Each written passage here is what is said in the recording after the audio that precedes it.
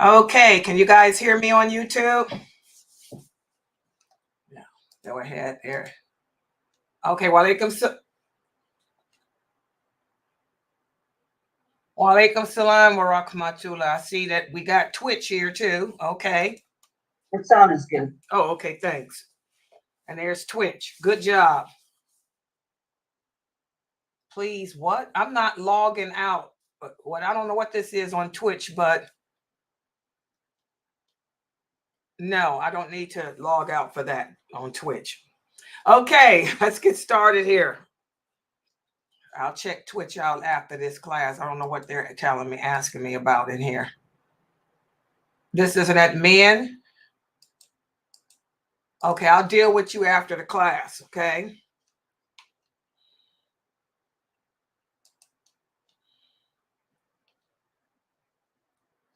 All right. Ina alhamdulillah wa salat wa salam ala wa rasulullah. I want to welcome everybody to our Aqidah class. And we're studying from the book written by Sheikh Kareem Abu Zayd, Diluting Wala, Bara. In other words, this whole series has been about how to implement the second part of the Shahada into our everyday lives, living in a non-Islamic society. We've covered everything in regards to how to go to school, how to deal with neighbors, elections. There should be no question from any Muslim here in America or anywhere else in the West about voting and participating in presidential elections. Everybody here should know that it's haram to appoint a non-Muslim as a president or leader over you, and we don't take part in it. I don't care what the brothers from these famous universities, and I'm talking about Kafir universities, have to say. It's haram. And I've given you all the proof from the Quran, from the authentic Sunnah, from the examples of the companions. If you believe in Allah and you believe in the Prophet Muhammad sallallahu alaihi wasallam, you should be good to go. But for those of you who are crooked or twisted in your belief system, listen to the brothers and go make that mistake again like you did with Obama. Because all of y'all that voted for Obama is going to have to answer for this homosexuality, this LGBTQ stuff that y'all voted to have him do. And amongst the weapons that he sent to Israel and everything else, y'all did that. Heck of a thing to repent from. Okay, so now we're on to sports. And it's amazing how this class has every topic that we've covered in this book, it relates to real life. The presidential elections, right on time. And now sports with the conclusion of the Olympics. And a lot of you have questions about sports, whether or not we Muslims can or cannot participate in sports. And we talked about that yesterday as an introduction to this chapter. Who can tell me, is it permissible for us as Muslims to do sports? Can we do sports? Can we take up sports as Muslims? Is it permissible for us as Muslims to participate in sports? Can I put my children in sports? What do you guys think? And I don't want to hear the airheads just breathing. Get on the mic. Is it permissible to participate in sports? Yes, it's permissible for us to participate in sports. It's encouraged as long as we don't do anything that causes harm or promotes like gambling or immorality and violence. Good job. She answered it perfectly. I ain't got to add nothing to it. Thank you, precious. She's truly precious. It's my precious. Exactly. So yes, and that should be without a doubt. Everyone knows that it's permissible for us as Muslims to engage in sports, like she said, as long as the sports that we're engaging in don't again, we have to use wala wal bara. If it contradicts our lifestyle, our belief system, our Islamic morality, then we distance ourselves from it. But if it doesn't contradict that, then yes, we can participate, in sports. We can put our kids in sports. There's nothing wrong with that. Islam encourages taking care of your body. Like she said, Allah tells us, and I'm going to remind you guys, our body, as the Prophet sallallahu alaihi wasallam said, the body has rights over you. Our bodies have rights over us. Oh, yeah. Oh, yeah. When the angel of death pulls your soul when you're dying, oh, yeah, you're going to answer to Allah when that soul is being pulled. That's one of the things they're going to ask you. They're going to ask you, why did you not honor the trust? What trust? Why did you not honor the trust of the body? Your body is a trust for you. What does that mean? We're supposed to take care of our bodies. They're going to ask you, why didn't you take your high blood pressure medicine? Oh, yeah, for you Muslims out there who don't believe la ilaha illallah as you should. You believe in conspiracies instead of trusting in Allah. Allah says that sickness comes from him and medicine comes from him too. He says when we get sick, take whatever medicine he has revealed. It ain't about that holistic crap. I'm sorry. There's nothing holistic you can take for cancer. Cancer is a disease that comes from Allah, but Allah has revealed the treatment.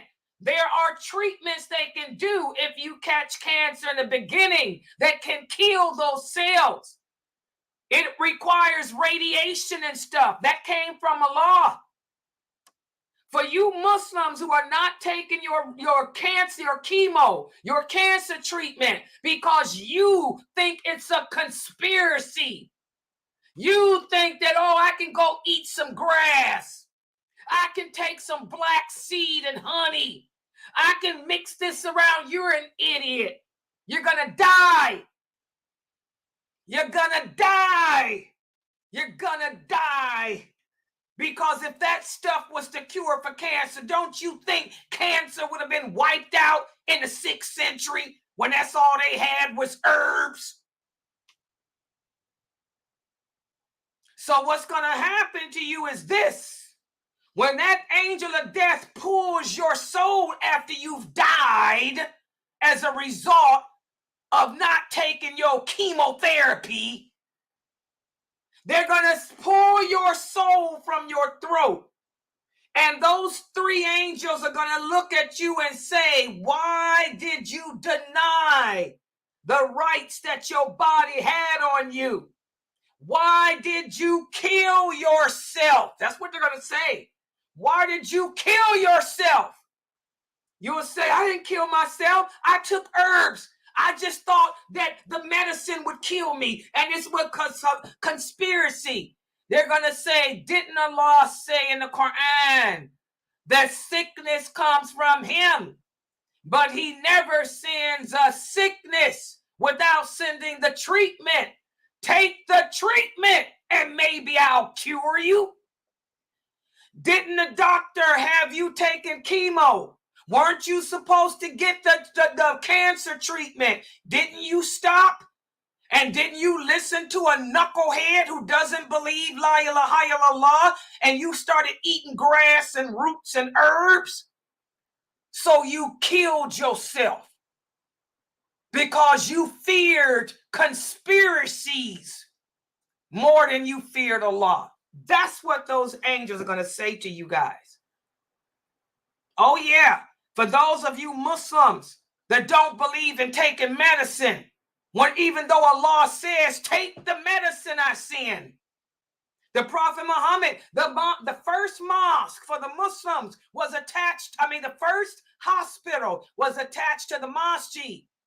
Whenever a person got sick with the flu, whenever a person got sick with anything, the Prophet would say, go to the doctor. He would send them to Aslamia's father. And he was the doctor and she was his nurse.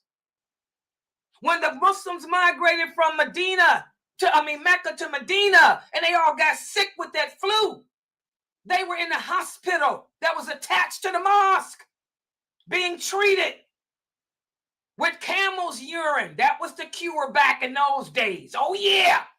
Back in those days, they didn't have penicillin. They had camel's urine.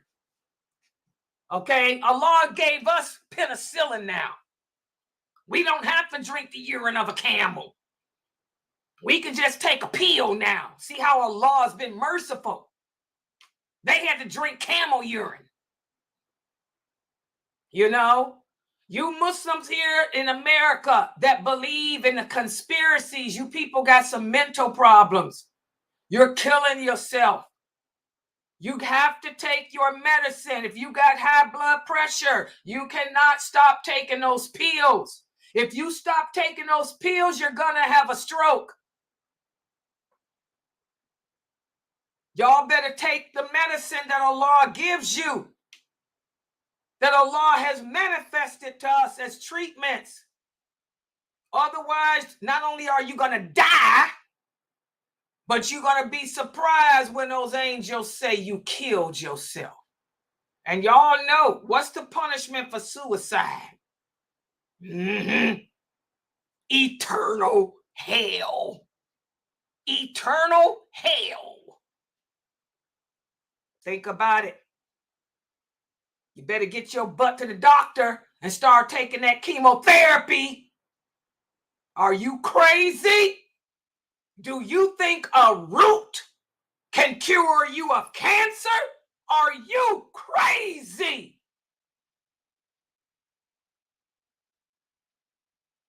All right. So, I always have to do my little khutbahs in the beginning. Got to keep it real. That's my job as a daya. I have to address the ignorance of some of the people here. Okay? So we got to learn as Muslims when to hold and when to fold, when to distance ourselves. We distance ourselves from those things that contradict our belief system. Medicine does not contradict our belief system. Allah tells us to take medicine. We distance ourselves from those things that contradict our Islamic morality, our Islamic values. Medicine does not contradict our Islamic morality or values. The Prophet Muhammad said, when you get sick, go seek a doctor. He didn't say go to an herbalist. He didn't say go to a witch. That's what herbalists are. Witches. Witches been around since Allah made Adam and Eve. He didn't say go to a witch if you sick. The witches deal with herbs. He said go to a physician, a medical physician, a trained doctor. And nowadays we have nutritionists. We have certified, bona fide nutritionists. And if a person is a licensed nutritionist, that person is not going to tell you to stop taking your medicine.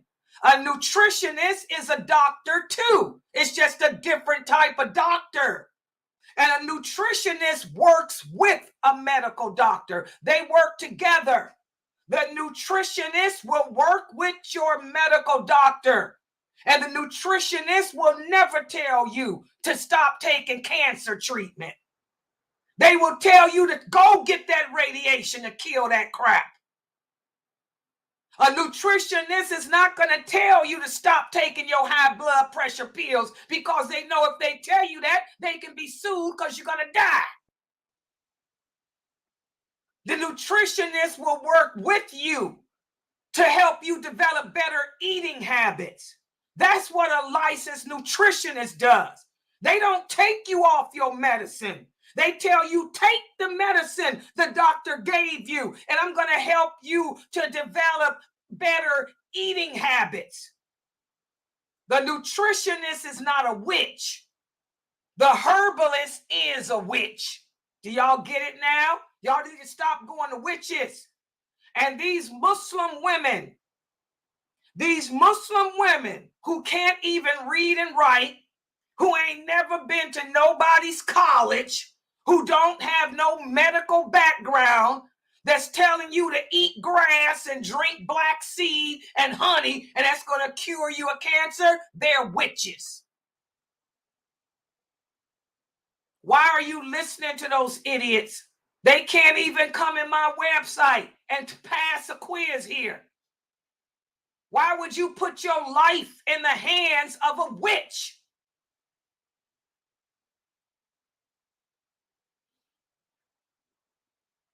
Do y'all get what I'm saying? And the people I'm talking to, y'all know who they are. I mean, they know who they are. Because I got some people in here who have been diagnosed with cancer. And they know who they are. And they stop in their treatment going to a masjid witch. They're not going to a nutritionist, because nutritionist is going to send you back to your doctor and tell you you crazy. All that grass and black seed and all that stuff ain't going to take away them cancer cells. And the type of cancer that you got is treatable. There are some cancers that are treatable if you catch them in the beginning stages. And you're in the beginning stages. You're killing yourself because you don't fear Allah. You fear the American conspiracy. Who do you think you are that somebody would conspire against you anyway? You ain't nobody important. Let's just break it down. Oh, yeah. Why are you Muslim women so thinking that somebody trying to kill you? Who you are? You ain't nobody important. You ain't no movie star. You ain't got no money. You poor. You ain't nobody of value. So what makes you think somebody would want to conspire to kill you anyway? Who are you? You're nothing. You're a peasant. You have no money. You ain't got no car. You ain't got no man. You ain't got no cheering. You ain't got nothing. So what makes you think somebody's going to conspire against you? It ain't like you, Beyonce. It ain't like you, Kim Kardashian or Cardi B. You just a peasant. Let's just get it together, Muslim women. A lot of these cancers can be treated, but you're stupid and you're a suicidal person and you're not going to have a good ending. Dying from cancer, that's a painful death. It's a scary death. And being that you a Muslim and supposed to know your religion, being that you a Muslim and supposed to trust in Allah and obey him, Allah gonna make your death even more painful. You're gonna be shriveled up, screaming and hollering, and it ain't gonna end. When they pull your soul from your throat, them angels gonna beat you down and tell you what a fool you are. Your death will be worse than the kafir's death, because the kafir don't know no better. You supposed to know better. You were supposed to trust in Allah. You were supposed to believe in him. You were supposed to fear him and him alone. But no, you're stupid. You think somebody was conspiring against you, like you are something of value. You're nothing. You come in this world as nothing, and you're going to go out as nothing. Less than a cockroach. Because even a cockroach knows to run into a house when it's raining. Even a cockroach knows to hide when people come walking. You're less than a cockroach because you're too stupid to take cancer treatment. Because they're trying to conspire against me. What an idiot. Y'all see the state of this ummah today?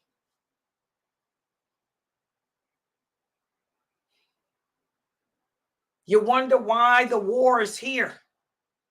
Why Allah has sent this war to the Muslims all over the world. This war is spreading. Why is it here in America? We got earthquakes in one part of America. We got hurricanes in the other part. We got tornadoes and hail in the other part. You American Muslims can't figure out that Allah is sick and tired of y'all with your numbskull way of thinking, that somebody's conspiring against you. The only one conspiring against you is yourself. You're the only enemy to yourself. You're an enemy to yourself, women. You silly women that don't believe in medicine. You silly women. You're your worst enemy. And Allah's trying to tell you something with these earthquakes, with these hurricanes, with these tornadoes, with these thunderbolts. But like Allah says in the Quran, only the women and men of understanding will recognize his message. You sitting here eating grass and drinking juice, thinking that you're getting cured of cancer because you refuse to go get the chemo, you idiot. Earthquakes all around you, hurricanes all around you, and you still don't see the writing on the wall from Allah.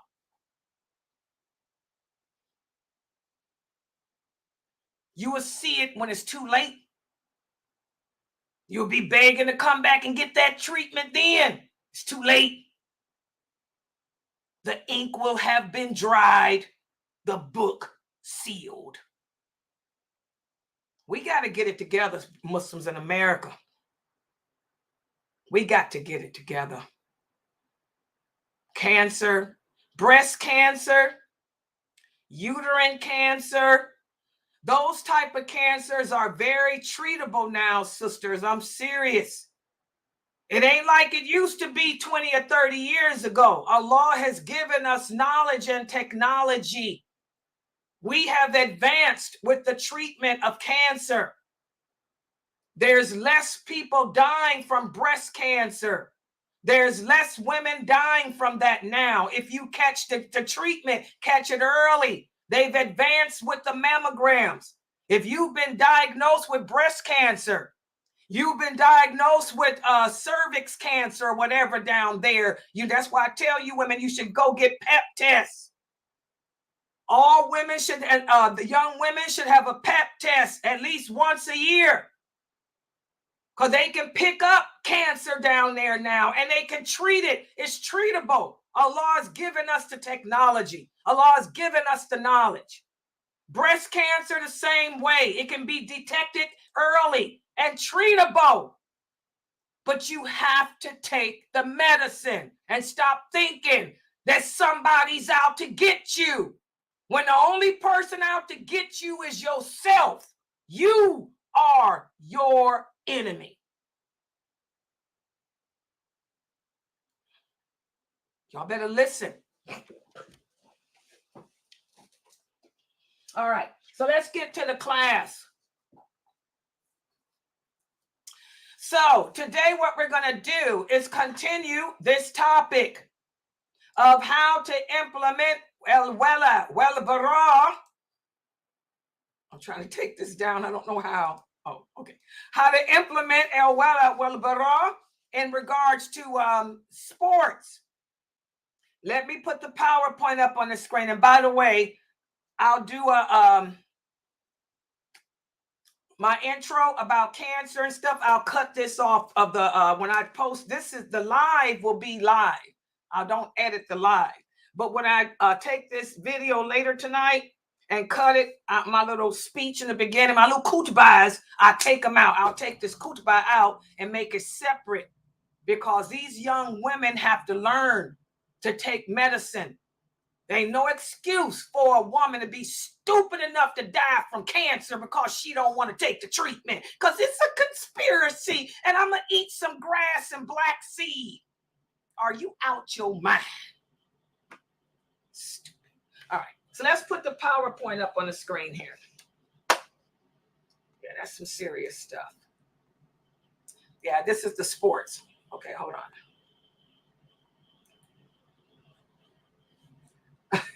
Yeah, the sister here say, Layla, that's one thing. You always tell us right. I try to. That's our job as Daya. We got to speak. You know, we have to address, you know, the problems. And that's a big problem here in America. Everybody's out to get me when ain't nobody out to get you but yourself. Okay, let's look at the screen here. I got the PowerPoint. And I'm going to work it a little different today. Hold on. So today, here we go. Can y'all see there? Yeah, in fact, let me make me smaller. I want y'all to see this PowerPoint even better. I'm going to make my picture smaller. Yeah. Plus, I can read it better this way. So tonight, what we're going to do is we're going to discuss how to balance, how to take the balanced approach when it comes to sports. It's not haram for us to engage in sports, as long as the sport that we're engaging in does not contradict our belief system, our ideology, or any of that. So let's take a look at this approach that Sheikh Kareem has come up with here. And of course, he starts off, physical well-being and spiritual devotion are not mutually exclusive. They go hand in hand and they complement one another. For Muslim athletes, integrating the principles of Islam into our sporting endeavors is very beneficial. And what Sheikh Kareem has done, which I really like how he did this, he mapped out some key guidelines to consider when it comes to a sport. If your child comes to you, like I had a young girl come to me Friday at my Q&A, and she asked, Sister Layla, can I play soccer? Well, here's some guidelines to listen to. Number one, first of all, it doesn't matter if you're working, if you're playing, we cannot become remiss in our religious duties. You have to be able to still perform your prayers. You don't want to get so caught up in the game, as they say, that you become late in performing your prayers. All your prayers have to be performed. You still have to fast the month of Ramadan.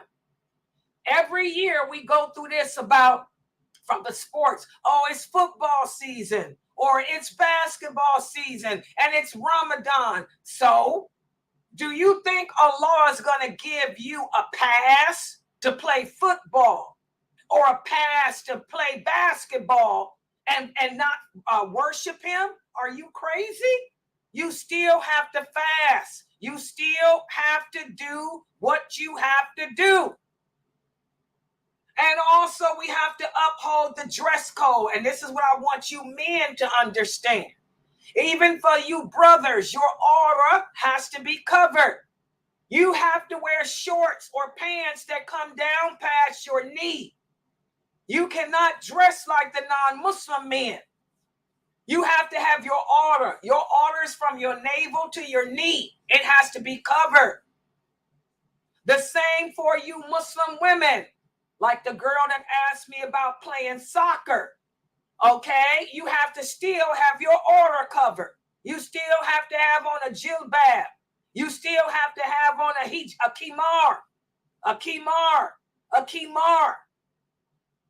So we have to uphold the principles of el wala, which is allegiance. to our religion.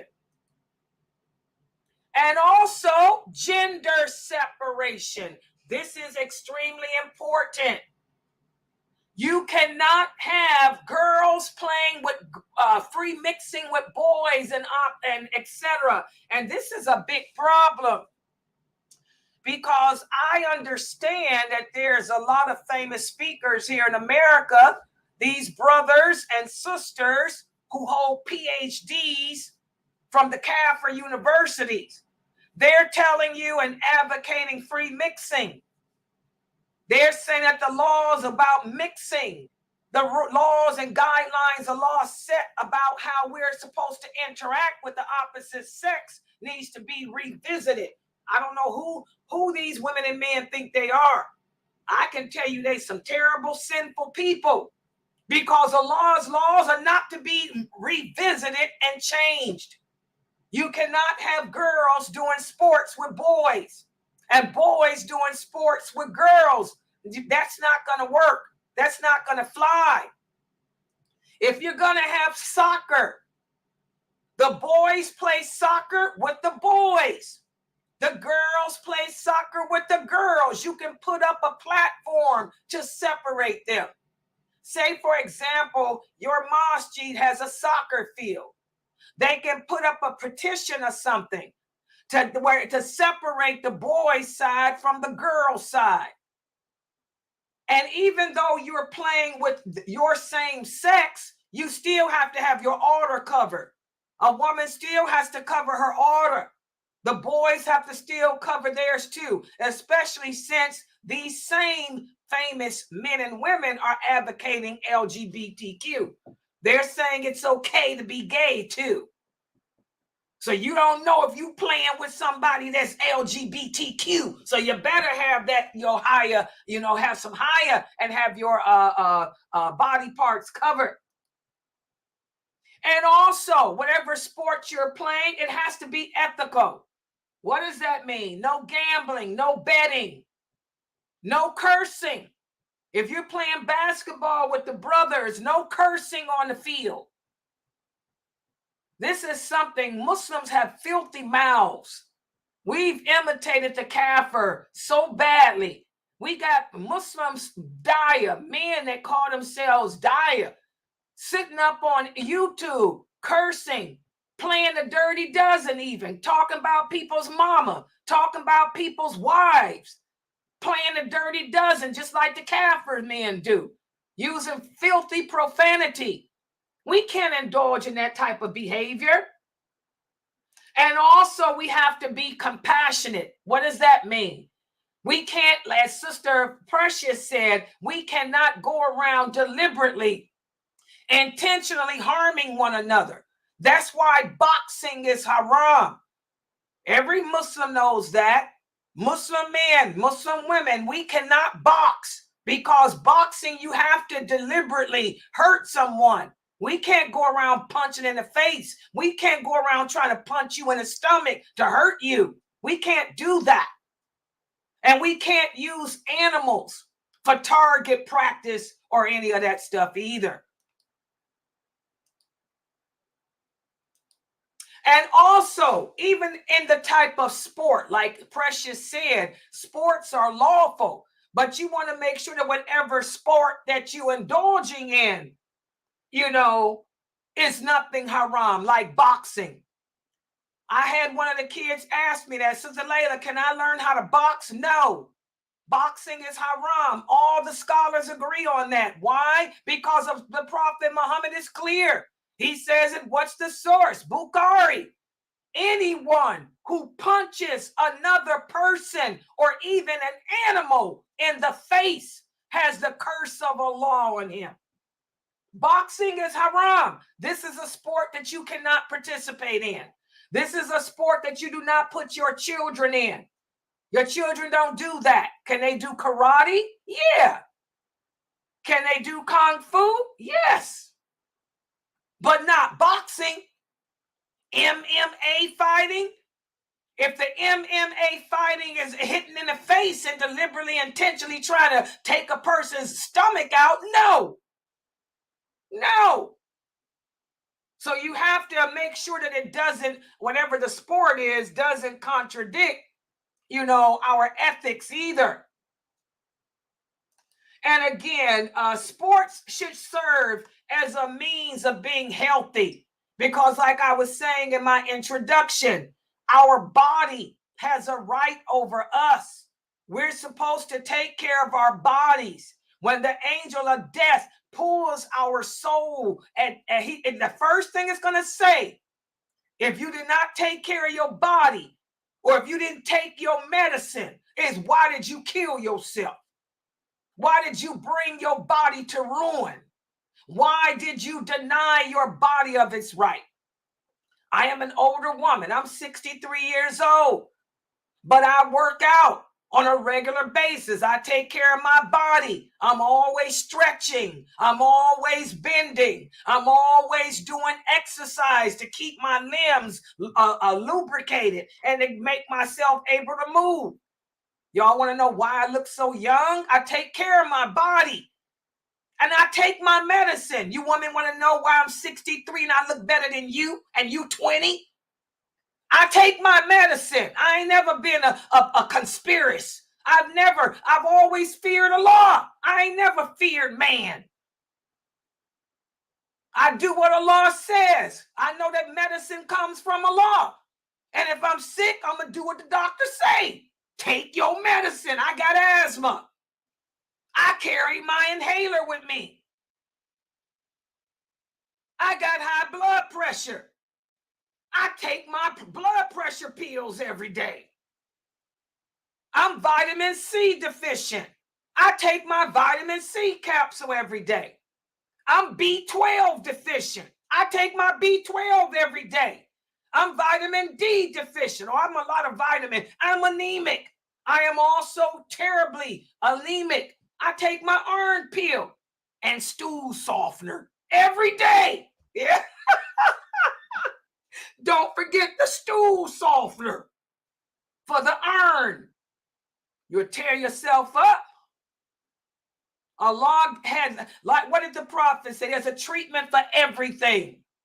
What's the treatment for having to take iron? And it makes it hard. The treatment is stool softener. So you sisters that are elderly, take your stool softener like the doctor prescribes. SubhanAllah. That's how we take care of ourselves. If we take care of ourselves by eating properly, by exercising on a regular basis, then we can be 60, 70, 80, 90 years old and still look good and still be able to function as women. I'm talking to the sisters here. Y'all got to start proving these brothers wrong. These brothers believe that once a woman turns 40, she's no good. Why do you think a lot of these brothers, they divorce their wives when they get 40? Because they got in their mind that a woman's supposed to age and get bad. They think that they can age and still be young, which is a lie. Some of these brothers look like something the dog dragged in. Okay?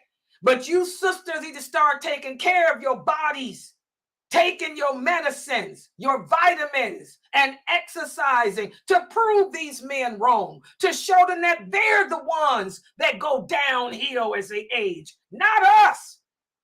Because the reality is a woman gets better in age. Her drive gets higher and stronger in age. It's the man that drops. But you sisters don't prove these brothers wrong. Because you Muslim women, I hate to say this, the Kafir women take care of themselves. A lot of you sisters ask me, why is it that Muslim men are marrying Kafir women or they're marrying converts? Because you Muslim women don't take care of yourselves. Y'all think that everything is a conspiracy. So you let yourself get old. You let yourself get broke down. You let yourself get haggard. Where the Kafir women, they know what to do. They exercise. They do Botox too. I wouldn't do that. But they do Botox. Them women know how to keep it real. And that's probably why these Muslim men are marrying them, because some of you Muslim women look bad, younger than me, and look like y'all 100 years old. Don't even take care of your teeth. You Muslim women got to take care of your teeth too. Clean your teeth up. Go to the dentist. Get your teeth cleaned. I get my teeth cleaned once every 3 months. Subhanallah. So the reality is that women, Allah created us where our stamina gets higher the older we get. The man's stamina gets lower. But if your stamina is not going to increase if you live in a life with no exercise, you're not eating properly, you have no self-esteem, no self-respect, no self-love, no self-confidence, life is going to just toss you to the side. You ain't taking your medicine. Oh, yeah. All right. So, let me give you a quiz. Exercise is important. Sports is important. Let me ask you some questions here. Question number 1. Give me some examples of sports that would be lawful for us to do. And why is it that that sport is lawful? Because like I said, we have to weigh it. As long as it doesn't contradict our allegiance to Allah, to this religion, to our identity and our values, we can do it. Give me an example of a sport that we can't do and explain to me why we can't. And don't mention boxing, because we already did boxing. Give me another example. Who would like to start us off? Go ahead.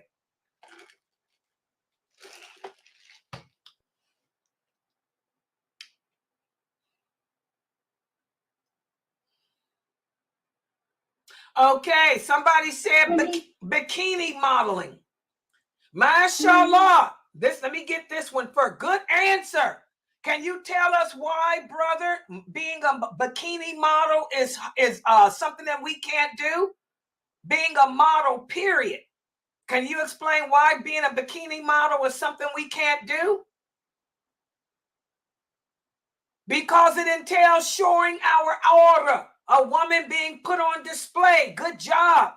A woman being a public spectacle. Good job, brother.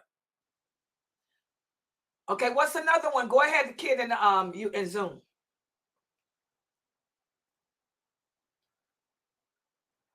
Go ahead.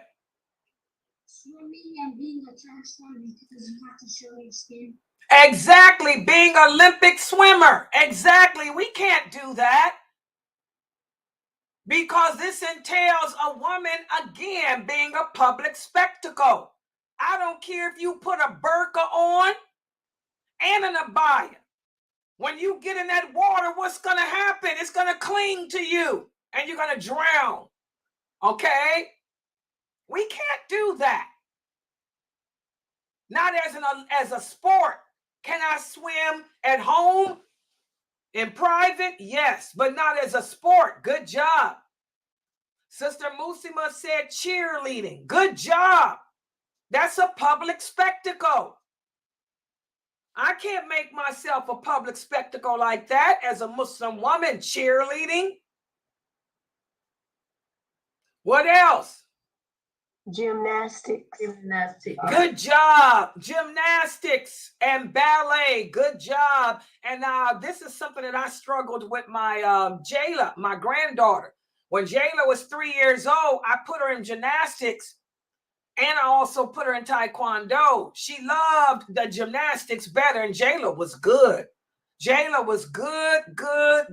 She can get on them bars. She can work them bars just like them Olympics can. But I had to take her out of it at the age of 12. I said, that's it, you're done. I got videos of her too. She would come to my house and she could flip up in the air, do them backwards forward, go up and do 4 rounds, and that hurt her. But I told her, use it with your taekwondo. Because that's why I put her in there. Use it with your taekwondo. I don't like the taekwondo. I want to be in Olympics. I want to, and she was that good.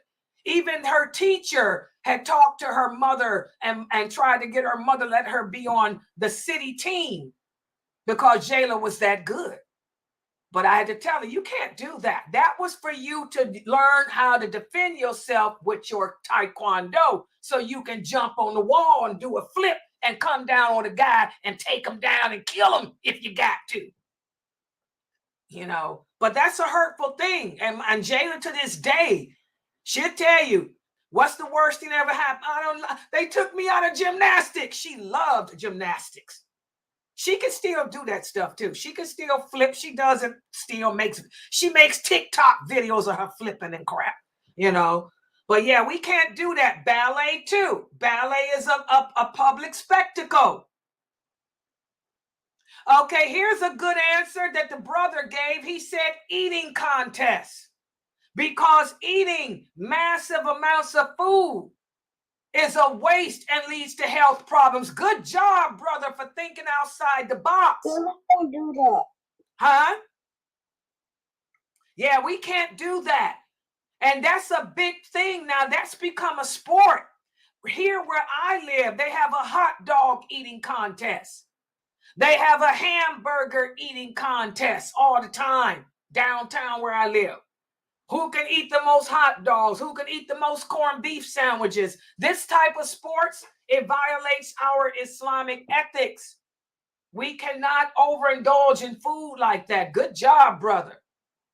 Good job, Saba. Artistic swimming, any type of swimming like that. Basketball. What about basketball?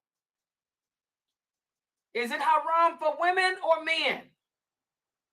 Women. Exactly. For us women, the men can do basketball. Does it come with a condition?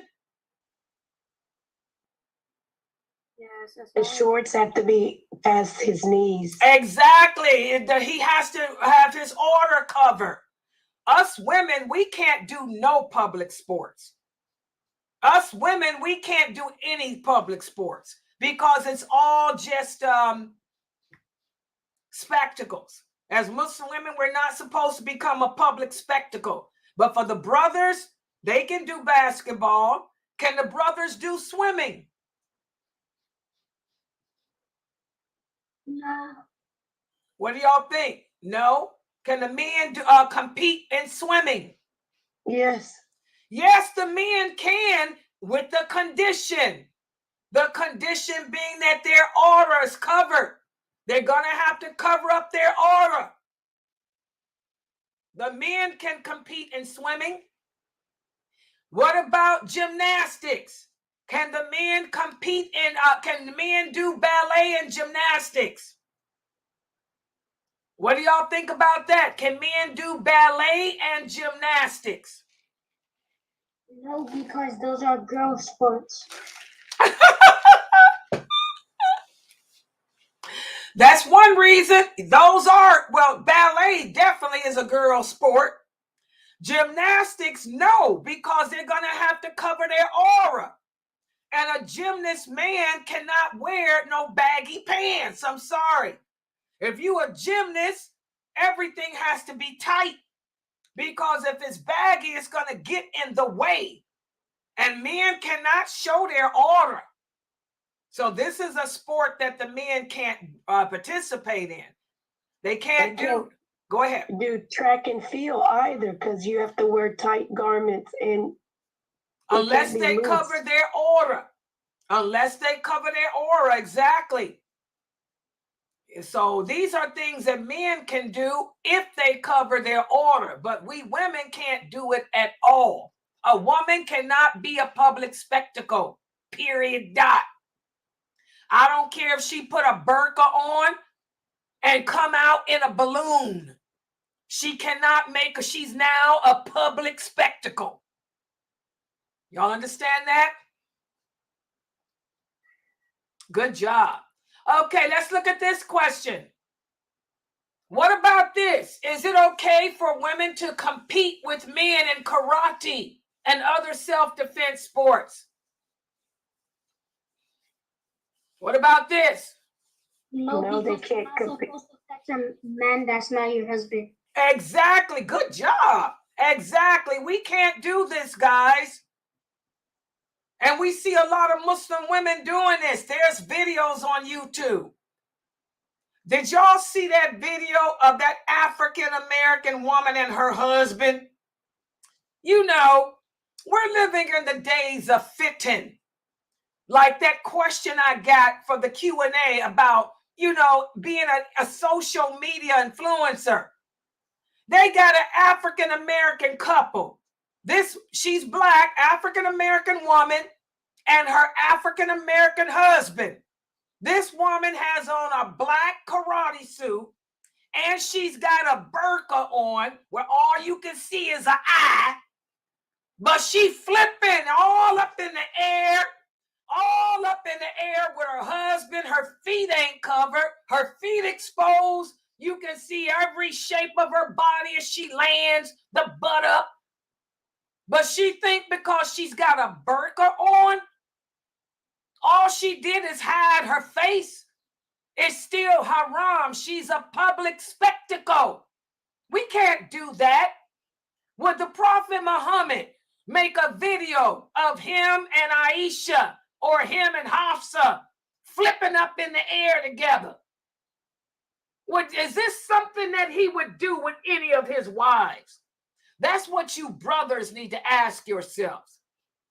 I don't know why. This is one of the signs of the last hour, and I put a short out. Make sure y'all check out my shorts, because that was a question from this past Friday that was asked to me. This social media, me and my husband, we're going to make a YouTube channel and do karate together, and I'll just throw a burqa on and look like this. Are you out your mind? Is your husband crazy too? What's wrong with y'all? Y'all need some love? Y'all need some attention? You better go pray, hit that prayer rug. Take that roundhouse flip and do it on the floor with Allah. Ask Allah to forgive you. Ask Allah to help you find your way back to Him. So even if it's martial arts, guys, we can't do that. Women cannot do competitive sports, even if it's self-defense. I mean, we learn to defend ourselves. I'm a black belt in Taekwondo, okay? But you would never see me out in the public participating on the Olympic team or nothing like that, or even, sparring publicly. We can't do that. Okay, what about this? Well, we just answered it. Is it lawful for Muslim women to compete in the Olympics at all? Is there any sport that a Muslim woman can compete in the Olympics in? Is there any sport that a woman can do for the Olympic team? There's no sport we can participate in, because then we would become a public spectacle. Okay, what do y'all think about that sister from out of Brooklyn, New York? That sister from out of Brooklyn, New York, she was a swordswoman. She was dressed in hijab. In fact, she wore kimar. Was that lawful, what she was doing in the Olympics, and everybody gave her accolades for? No, I don't think it was lawful. No, it wasn't. Everybody and she's all on a box of cereal, and everybody's like, oh, she's a Muslim lady who won the gold medal, but she's a Muslim lady that disobeyed the law. And that's the first thing that my granddaughter said. My granddaughter said I could have been on the Olympics team, because Jayla was good, guys. I'm not lying. Jayla is still good at gymnastics. That girl can flip, swing, work them bars, do a balancing beam. Oh, Jayla can do a balancing beam and flip. She said, why is it that y'all took me off the gymnastics and I could have been statewide? They wanted Jayla to go statewide at the age of 12. She said, you wouldn't let me do gymnastics, but we got this Muslim lady fencing. I said, that Muslim lady is going to answer to Allah for fencing. But inshallah, we ain't answering to him for it. You cannot be a public spectacle. And this is something that you women, Muslim women in the West, have to understand. Why are you giving accolades to a woman who's disobeyed Allah? Allah says, do not make a public spectacle of yourself unless there's a need. Is there a need for a woman, a Muslim woman, to get up and fence publicly? No. Is it bringing you closer to Allah? No. Is it helping the ummah? No. Even to do what I do, dawah. For me to get up on this computer, there has to be a need. Is there a need for a woman like me to get up here and teach Islam? Yes, because the brothers ain't doing it, or the brothers can't do it. The brothers are too busy fighting with each other, calling each other kafirs, posting up crap about each other. Or they don't know the deen correctly. Their aqeedah's messed up. Or they don't know the hadiths. Somebody's got to teach this deen. So there's a need for this. There's a need for me. But I have to follow the guidelines behind my screen, like Aisha, radiallahu anha. There was a need for Aisha behind her curtain. This computer is my curtain. And I can't stand up. I have to remain seated, be dressed like I am, attractive, because Allah doesn't like ugly. Allah likes beauty. Allah wants us to represent his religion correctly. Okay? I don't have to cover my face. I don't have to cover my hands. Allah doesn't command that, and neither did the Prophet's wives do that. Aisha didn't cover her face and her hands. None of that stuff. But I have to make sure my voice is loud. Y'all ask me, why am I loud? That's the condition. If a woman is going to speak publicly, I have to make my voice loud. I have to make my voice intimidating. I have to be intimidating. That's what Allah says. So there's a need for me to do what I'm doing. Who else going to do it? Who else going to break it down in English to you? In grassroots, plain, simple English based on the Quran and the authentic hadith. Who else is going to explain Kareem Abu-Zayd's book to you in plain, simple English? So there's a need for what I'm doing. But is there a need for a woman to get up and do fencing? Is there a need for a Muslim woman to be sitting around doing roundhouse kicks and taking videos of herself? Is there a need for a woman to sit on the internet and show you how she puts henna on? I mean, come on, people. If it ain't bringing you close to Allah, and that's what the Prophet ﷺ taught us. He said, if it doesn't bring you close to Allah, then it's a waste. If you're not earning any points with Allah, then you're earning points with Shaitan. It's a waste. Does everybody understand that? All right. So I'm going to stop right here. Are there any questions or comments about today's class? And we're going to continue with this topic all week about the sports. Yes, I have a question. So Yes. if I sign my daughter up for fencing, so should I take her out by 12 years old or just cancel? Because she's only 7. Okay, we already established, can a woman learn how to defend herself? Yes, we learn. Okay. But can she compete? Jayla, I took her out because she was good. They wanted her to be on the Ohio State gymnastics team to compete. I told Jayla she cannot do competitive gymnastics. I kept her in it But she got mad. She said, well, I ain't doing it no more, period. And she stopped. Because I told her, you can do gymnastics. Well, she did it until she was 16. When she came to live with me, yeah, she was doing it when how old was she? Fresno, how old was she when she came to me in Dayton? 17.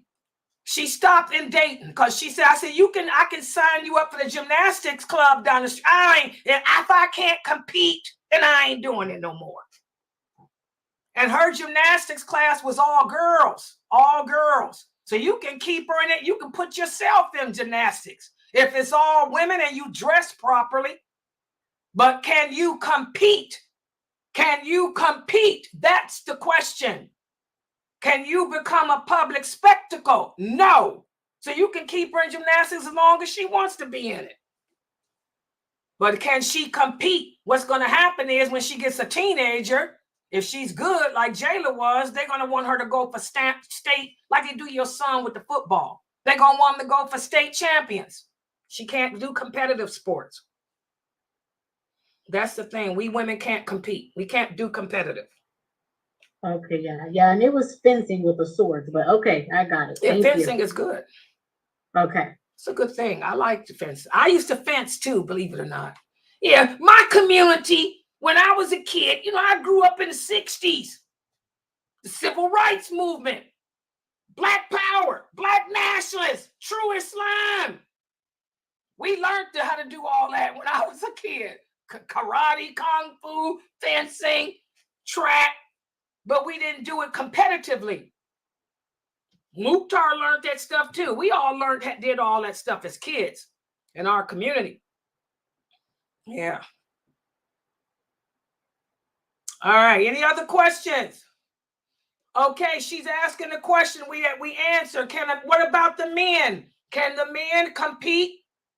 Can the men do competitive sports?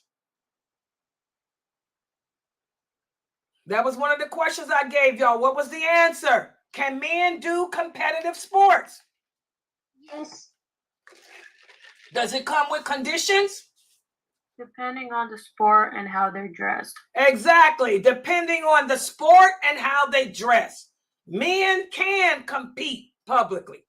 The companions, the male companions, as we went over yesterday, the male companions would wrestle together. They would do bow and arrows together publicly. But the male companions were covered. They did swimming too. That was yesterday's class. The men can, but not the women. You ain't gonna find no hadith that says the women were running against the men or the women were publicly competing. The women were sparred and trained by the men and their families. I told you guys in the 6th century, any girl child, and this wasn't just the Arabs, this was the Vikings, the Romans, the Greeks, the Persians. They killed their girls. They only kept a certain amount of girls living. Those girls, babies that they kept living, they trained them.